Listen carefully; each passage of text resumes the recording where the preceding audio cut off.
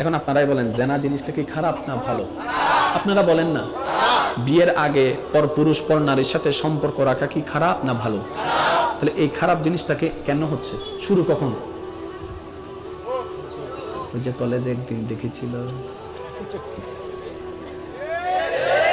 বিয়ের গায়ে হলুদ অনুষ্ঠানে একদিন দেখেছিল, একটু বুঝেন না কোন একটা বান্ধবীর সাথে বন্ধুর সাথে বেড়াইতে গিয়ে মার্কেটে দেখেছিল, প্রথমে চোখ গিয়েছে, তারপরে অন্তরের মধ্যে ফুল ফুটেছে, এবার সেই ফুলটাকে বাস্তবায়ন করার জন্য ব্রেইনে প্ল্যানিং করেছে, এরে ধরে তারে ধরে, ওখানে দাঁড়ায় রিক্সার পিছনে দাঁড়ায়, এখানে দাঁড়ায় ওখানে দাঁড়ায়, এমনি করে তেমনি করে তেমনি করে তেমনি করে তেমনি করে তেমনি করে তেমনি করে করে করে করে করে এবার বলেন ব্রেন আগে চলেছে নাকি হাত আগে চলেছে? জোরে বলেন না।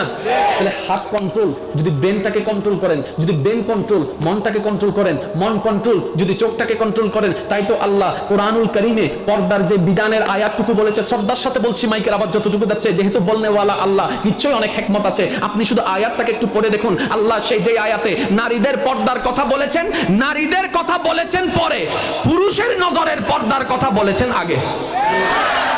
ইয়া রাব্বে কারীম, নারীর পর্দার কথা বলে পরে বললা, পুরুষের চোখের কথা তুমি আগে বললা কেন? রব্বে কারীম বলে পুরুষ যদি নিজের চোখকে কন্ট্রোল করতে পারে, আমি রবের ভয় দিয়ে এই পৃথিবীতে দর্শন নামের কোনো শব্দ আর থাকবে না, জেনা নামের শব্দই উঠে যাবে।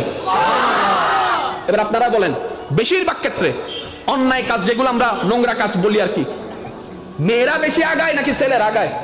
না আমি আপনারা বলেন, আমি শুনতে চাই। কে পিছনে পিছনে কে দৌড়ায়? আরো জোরে। রোদে শুকায় বৃষ্টিতে ভিজে কে? কলেজের দৌড়ায় কে? রিক্সার পিছনে কে?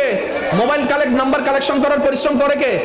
ও ছেলে করো কেন? কই এখানে লাগছে তো, এখানে লাগছে তো, এখানে লাগলা কেমনে? কই দেখলাম যে, তো দেখাটাকে যদি কন্ট্রোল করে ফেলা যেত।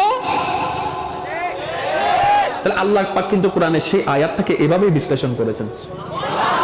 আমরা আসলে কোরআন পড়ি ঠিকই, কোরআনটাকে বোঝার চেষ্টা করি না। এবার আপনারাই বলেন, আমাদেরকে বানালেন কে? তো উনি তো ভালো জানে কোন স্ক্রু টাইপ দিলে কি হবে, উনি তো সিস্টেমটা ভালো জানে, কিভাবে সেটিং করলে বান্দাগুলা ভালো থাকবে।